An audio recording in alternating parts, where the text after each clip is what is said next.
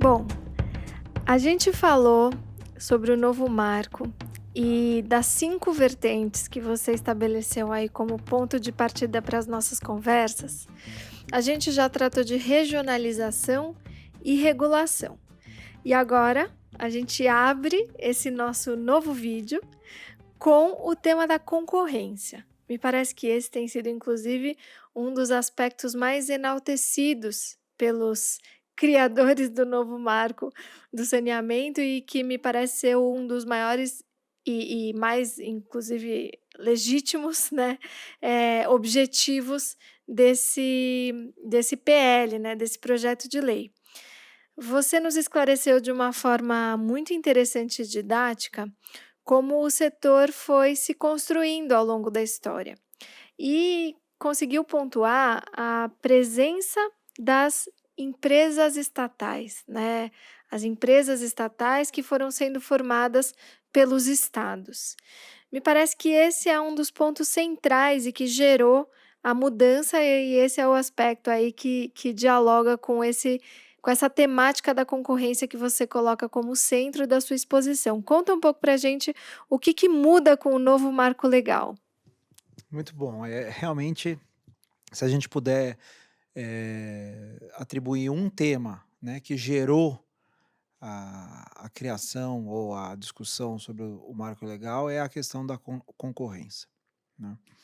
E o que a gente quer dizer com concorrência?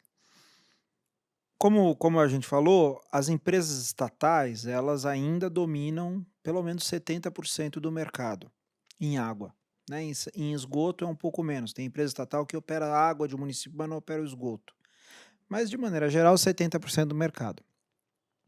E elas assumiram esses contratos lá no Planasa, né, esses municípios lá no Planasa. O que aconteceu? Antes mesmo da aprovação do primeiro marco legal, em 2007, foi aprovada uma lei que é a conhecida Lei de Consórcios Públicos, a Lei 11.107. E o que essa lei trouxe? Ela trouxe, de um lado, regulamentou a forma como os municípios podem criar consórcios. O que é um consórcio público? É vários municípios se associando para um fim comum, né? Isso é muito comum não só no setor, não no setor de saneamento, é comum, por exemplo, no setor de saúde. Então, um conjunto de municípios cria um consórcio. Esse consórcio ele pode ter personalidade jurídica, é como se fosse uma empresa controlada por vários municípios. São os acionistas, São né? os E acionistas. não precisa ser só município, né? Eventualmente pode haver um consórcio entre Município, município, estado e estado união, e sim. União, tá? A lei exige só que o estado necessariamente participe. Quando é um consórcio municipal com a união, que o estado necessariamente participe. Perfeito. Mas qual que é a ideia? Então, que você junte essa cooperação federativa. Eu gosto muito da imagem do tratado internacional. Então, o que acontece? Os executivos municipais assinam um consórcio, e aí as câmaras municipais de cada município têm que aderir, ratificar a adesão ao consórcio. Isso é o consórcio. Já existe no Brasil há muito tempo, e essa lei veio para regulamentar. Mas ela criou, além do consórcio, ela criou um outro mecanismo que se chama convênio de cooperação. E aí não é aquele convênio que a gente sabe que os órgãos públicos firmam, tal. É um convênio de cooperação entre entes federados. Isso com base no artigo 241 da Constituição Federal, e o termo jurídico é gestão associada. O que é isso? É um contrato, é um convênio entre, normalmente, um município e o Estado, em que o município transfere ao Estado a prestação de serviço de saneamento. Só que como o Estado não é o órgão dentro do Estado responsável por prestar serviços de saneamento é a empresa estadual, ele delega para a sua filha, vamos dizer assim, né, que integra o Estado, o direito ou a competência e o dever de prestar serviços. E aí, para regular essa relação que foi criada lá em cima, entre município e Estado, né, que fizeram um convênio, eu baixo isso para a empresa estatal, que aí ela assina um contrato com o município. O tal do contrato de programa. Exatamente. Que E se ela as... assina sem precisar participar de um processo, licitatório. O processo ele é todo fundamentado e embasado nesse convênio que você está colocando. Legal. Exatamente. E existe, inclusive, na Lei 8.666, isso foi uma inclusão trazida pela Lei de Consórcios, né? A dispensa de licitação. Então, esse é um caso de dispensa de licitação. É uma das hipóteses do 24 da Exato. Lei Da Lei 8.666. 8.666. E assim, desde 2007, as empresas estaduais foram regularizando sua situação por meio de assinatura desses contratos de programa com municípios, né? Algumas conseguiram renovar quase que sua base inteira, em especial com os grandes municípios polo. Por exemplo, quando nós trabalhávamos na Sabesp, houve uma renovação de mais de 200 contratos de programa. Então a Sabesp regularizou a sua base. Isso deu estabilidade para a empresa. E são contratos de 30 anos, né? Então nessa situação, o que a gente já levantou é que hoje você tem 75, 80% da população brasileira coberta por contratos de programa que estão válidos. É muita coisa. É. Só que o que o novo marco legal traz? Ele traz a primeira coisa, ele diz o seguinte: eu não posso mais ter contrato de programa, acabou. Não pode ter concorrência. Se eu quiser contratar um terceiro para prestar serviço de saneamento, eu não posso fazê-lo por meio de contrato de programa. Eu preciso fazer uma licitação pública e aí vai concorrer empresa pública e empresa privada nessa licitação. Acabou o contrato de programa para saneamento. Então, um marco legal específico nesse sentido. Com um prazo até 2022, contratos que não estejam que não existem, por exemplo, uma empresa estadual que já opera um município sem contrato, porque ela não conseguiu renovar ou assinar o seu contrato de programa, ela tem até 2022 para fazê-lo.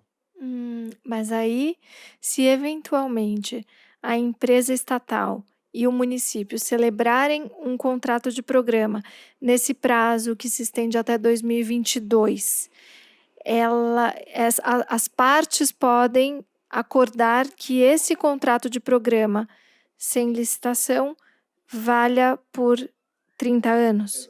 Então, possivelmente, a gente ainda vai ter um regime, por assim dizer, de transição, em que conviveremos tanto com os contratos de programas, quanto com as concorrências, para pegar a sua palavra para essa vertente que a gente está enfrentando agora, né? Exatamente isso. Então a gente já está vendo muitas empresas estatais, se movimentando para fazer essas renovações, né? Esse é um movimento que já vem acontecendo e agora você tem prazo para acabar. Você precisa fazer até 2020. Como o Brasil tem algumas particularidades, existe sempre uma hipótese. Na verdade, esses 2 anos foi o consenso no legislativo para que o marco pudesse ser aprovado. Porque inicialmente. Esse foi um item de discussão. De discussão. A primeira proposta não Encerrava previa. os contratos na aprovação da lei. Olha só, Né? Conta um pouquinho mais sobre isso. Exato. A primeira proposta era o seguinte: aprovou a lei, não pode mais contrato de programa, todos aqueles estatais que tiverem operando municípios sem contrato, elas não poderão renovar ou fazer novos contratos. Então o município seria obrigado a fazer uma licitação. E haveria, na primeira proposta, a necessidade de se rescindir os contratos vigentes? Não, isso em nenhum momento foi colocado e isso não ocorre nesse momento, nesse novo marco. Tá. Felizmente, né? Porque seria uma quebra de contrato. Então, Claro. não existe essa possibilidade. Contratos em vigor, desde que estejam aderentes às normas da Lei 11.445, dessa que foi alterada, eles assim permanecem. Então, para que os contratos de programa se mantivessem vigentes, eles precisariam estar adequados ao que trazido pela Lei 11.445, até então, até 2007, né, ou até hoje, o que a gente chamava de novo marco de saneamento. Agora, com o novo marco de saneamento, eu sei que tem algumas metas, em especial metas de universalização, que foram estabelecidas e com as quais também os contratos de programa que eventualmente forem renovados, né, por esse dispositivo que permite ao município e ao estado ou à estatal renovar os seus contratos de programa, eles também vão precisar atentar para essas novas metas e também para a regulação da ANA, que foi, um dos aspectos que você trouxe no vídeo anterior, não é isso? A gente vai falar um pouquinho mais para frente sobre as metas, mas a Lei 11.445 sempre estabeleceu critérios mínimos para a validade desses contratos. Por exemplo, existência de plano de saneamento, né? O Existência, município o precisa município fazer. precisava fazer. Agora, com a nova lei, quando for região metropolitana, pode ser, é um plano regional que vai valer, né? Mas isso era um requisito. Você não podia assinar contrato de programa sem plano de saneamento, Olha, sem ter uma agência reguladora indicada, né, então são alguns requisitos. E agora o novo marco legal, a gente vai falar, trouxe novos requisitos, relacionados a metas, então tipos de metas e tem coisas muito bacanas, como por exemplo eficiência energética. Então você tem que ter metas de eficientização energética nos contratos. Reuso de água, meta de reuso de água no contrato, ou seja, olha, que é interessante. inclusive sobre isso, eu acho que foi uma definição interessante do marco legal, porque existia uma dúvida no passado se reuso, água de reuso, para quem não sabe o que, que é, eu trato o esgoto e lanço na natureza. Ao invés de lançar na natureza, eu pego esse efluente, que a gente chama, dá um novo tratamento e isso pode ser reusado, seja como rega de jardins públicos, limpeza, como em alguns casos pode ser até potável, Olha em só. alguns países. No Brasil, o custo ainda é muito elevado para fazer isso, mas você pode imaginar essa situação, né. Mas para a indústria, o reuso é fundamental. Então o que é interessante no novo marco legal, só abrindo parênteses, é que antes você tinha uma discussão se o reuso fazia parte do serviço público de saneamento ou não. E o marco legal ele traz essa clareza de que não faz. Por que que eu estou chamando a atenção para isso? Porque isso deixa claro para o mercado privado de saneamento, quando eu digo mercado privado, são empresas que não operam necessariamente com concessões públicas, mas atendem indústrias, shopping centers, prestam serviços dentro da indústria. O reuso não é um serviço regulado. Então eu não tenho que ter uma concessão, não tenho que ter uma autorização. Ele é incentivado, mas ele não é regulado. Então isso é bem interessante. Fecha parênteses, né. Mas aqui, falando então das metas, a gente vai explorá-las um pouco mais. O marco legal ele inclui novos critérios ou novos, itens de validade dos contratos, né. Sejam os contratos de concessão, mas aí sim os contratos de programa também. Entendi. Bem interessante. Eu acho que isso abre uma janela introdutória importante para a gente falar mais a fundo sobre a concorrência mesmo. Lógico, a gente vai ter o tempo necessário para falar sobre as metas e sobre cada uma delas, mas me parece que, de qualquer forma, o que o novo marco pretende incentivar, e você me corrige se eu estiver equivocada, é trazer eficiência para esse serviço, independente de quem o preste, né. Então, a gente está aqui falando um pouco sobre como o saneamento se estruturou e algumas mudanças introduzidas por esse novo marco. Um regime de transição e possível coexistência dos contratos de concessões e PPPs, eventuais privatizações e a manutenção durante algum período para as empresas estatais que correrem atrás disso e os municípios que assim desejarem, de um regime já existente ou embasado, né, estruturado a partir desse contrato de programa. Acontece que me parece que mesmo os contratos de programa não serão os mesmos, né, tanto por conta das metas, quanto por conta da concorrência. Eu acho que a concorrência ela inaugura um ambiente que faz com que as empresas estatais precisem correr atrás do prejuízo.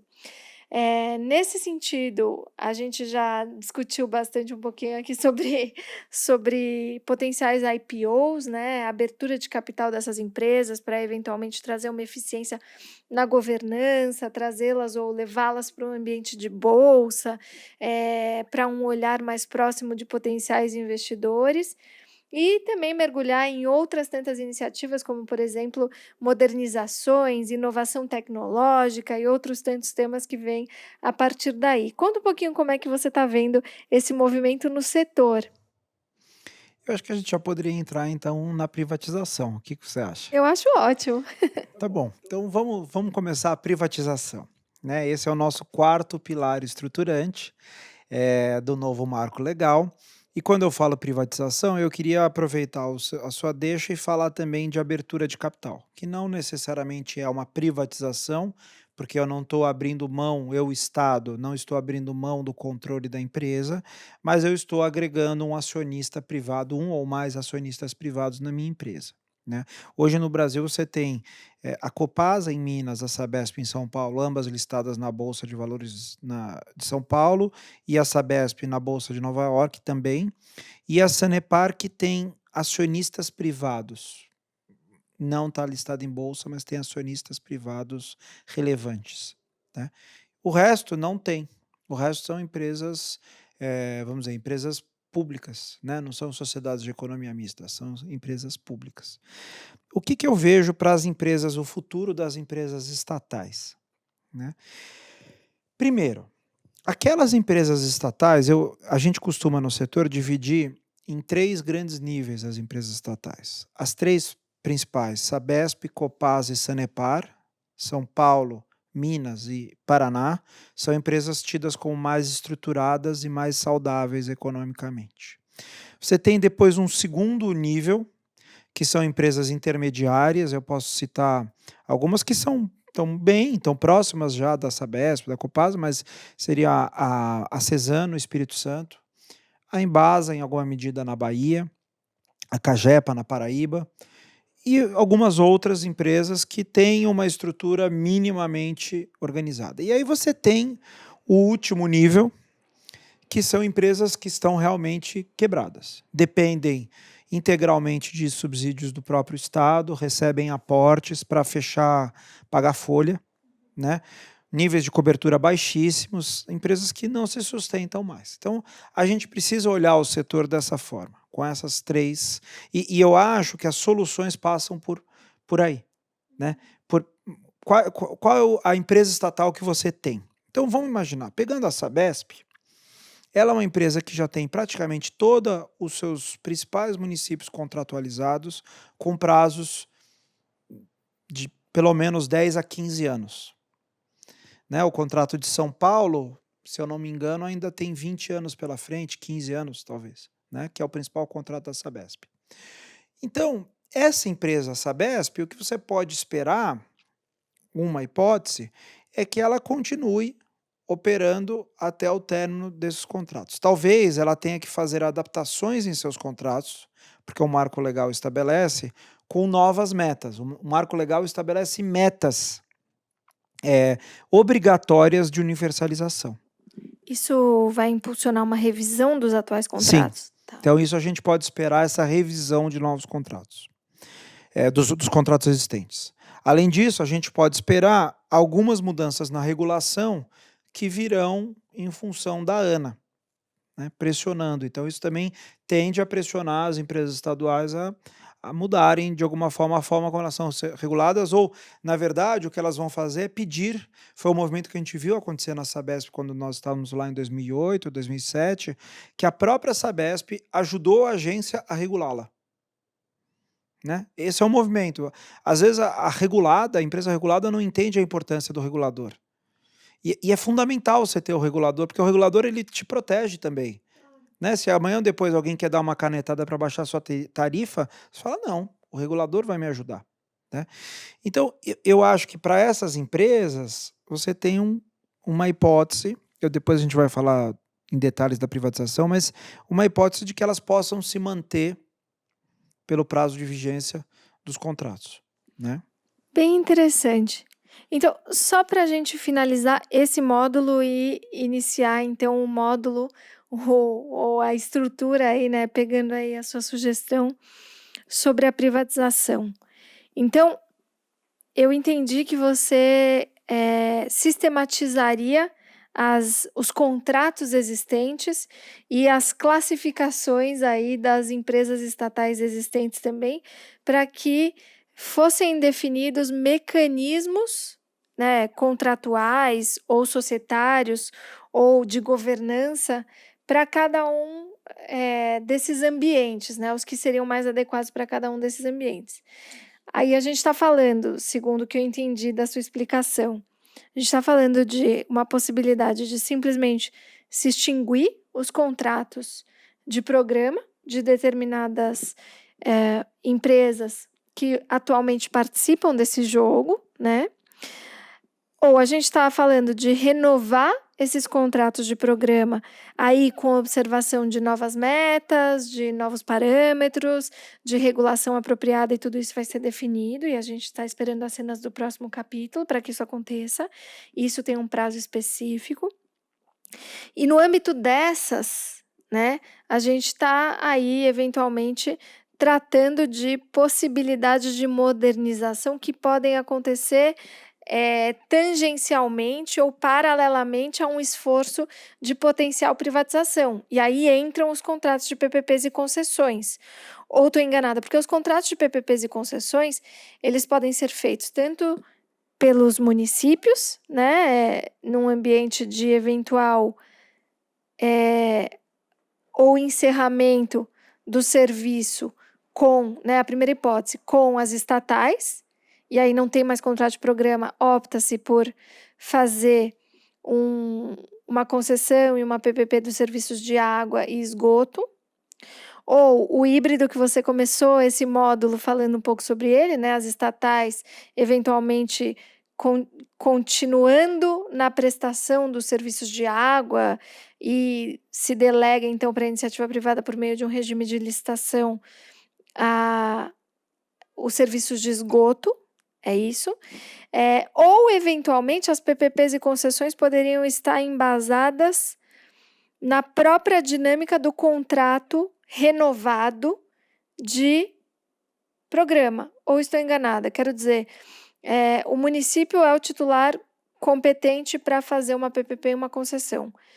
Mas, por exemplo, a Sabesp, que tem aí 2 PPPs, né, São Lourenço e Alto Tietê. Como que ficam essas PPPs? Elas estão embasadas aonde? Elas estão embasadas na própria estatal. Vamos ver para os nossos ouvintes entenderem, porque realmente aí que a gente começa a ver a complexidade do setor, Tá. né? Então, eu estava falando das estatais de maior fôlego, que tendem a manter os seus contratos de programa e, eventualmente, o governo pode querer privatizá-las, mas essa a gente fala um pouquinho mais na frente. Mas o que a gente está vendo de intermediário nesse grupo, do grupo 2 e o grupo 3? Tá? A gente está vendo 2 movimentos. Para as do grupo 2, e aqui eu cito Sanesul, no Mato Grosso do Sul, eu cito Cesan no Espírito Santo, cito a Corsã no Rio Grande do Sul. As 3 organizaram, Rio Grande do Sul já fez, mas tem 2 editais publicados, Sanesul e Cesan. Elas organizaram uma PPP ou uma concessão, subconcessão, dependendo do modelo, dos serviços de esgoto, que é isso que você estava falando. Então, o que acontece? Eles renovaram os contratos de programa com os municípios, por exemplo, na região metropolitana de Porto Alegre, em 68 municípios do Mato Grosso do Sul, né? Renovaram contratos de programa. Esses contratos de programa, não sei se já estão adequados à nova lei, mas se não estiverem, terão que ser adequados, né? E aí, a estatal organizou uma PPP ou uma concessão para contratar um privado para fazer o esgotamento sanitário. Perfeito.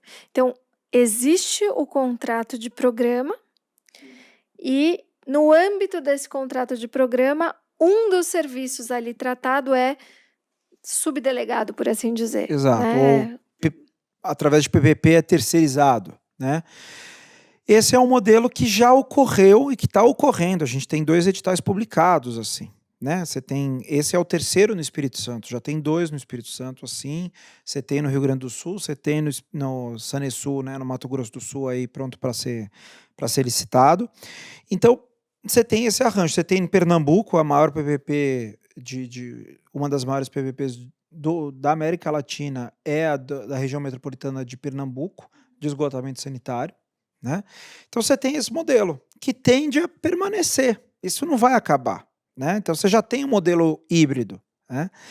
E você tem um outro modelo, que é o modelo da Casal em Alagoas, em que você não acabou com a empresa estadual, a Casal, que é a empresa estadual de Alagoas, permanece, mas você desidratou ela consideravelmente. Já que a gente está no setor de saneamento, você deu uma Uma enxugadinha na uma água. enxugadinha. O que você fez? Você tirou tudo que é distribuição de água, ou seja, eu ir lá na casa do camarada e entregar a água, coleta de esgoto, tratamento de esgoto, você vai conceder, a região metropolitana inteira vai conceder para a iniciativa privada. Na verdade, a região metropolitana passa para o Estado e o Estado faz essa concessão. Esse é o edital que está publicado hoje, né? Deve sair, até setembro sai. Nesse caso, foi a região metropolitana que decidiu fazer, com a ajuda do Estado. E o que a Casal fez? A Casal ficou só com a produção de água na região metropolitana. Então, nesse caso, não tem contrato de programa, porque a Casal não tem contrato de programa com os municípios, né? No fim, é um arranjo da região metropolitana, do Estado, através da região metropolitana, eu faço uma concessão. Então, esse é um modelo que parece uma mescla, né, de PPP e concessão, mas que você, de alguma forma, alija a estadual. E esse é um modelo pensado para o Rio de Janeiro, no caso da SEDAI. O Rio de Janeiro, o mesmo modelo de Alagoas, vai ser implantado, quer dizer, pretende-se, o edital está em consulta pública, que seja implantado para todo o estado do Rio de Janeiro, né? Então, esse modelo em que você usa da região metropolitana ou no futuro dos blocos ou das entidades regionais e você esquece o contrato de programa. Inclusive porque o novo marco fala que essas regiões metropolitanas não podem assinar contrato de programa também. Entendeu? Tá? Perfeito. Tá claro. E aí, então, a terceira categoria, né? Na verdade, eu me perdi nas É categorias. muita categoria. Mas então, você tem essa categoria dos que não mais serão assinados, né? Não serão renovados, mas possivelmente chegarão ao fim da sua Sim. vigência. Você tem os que serão renovados e que aí precisarão atentar para todos esses aspectos. E nessa categoria se inserem esses projetos que você bem aqui citou e Uhum. que tem episódios do Infracast Sim. imperdíveis. E aí vamos falar então dessa outra categoria que seriam as estatais elegíveis para uma potencial privatização. É. Vamos falar no nosso próximo filme? Vamos lá.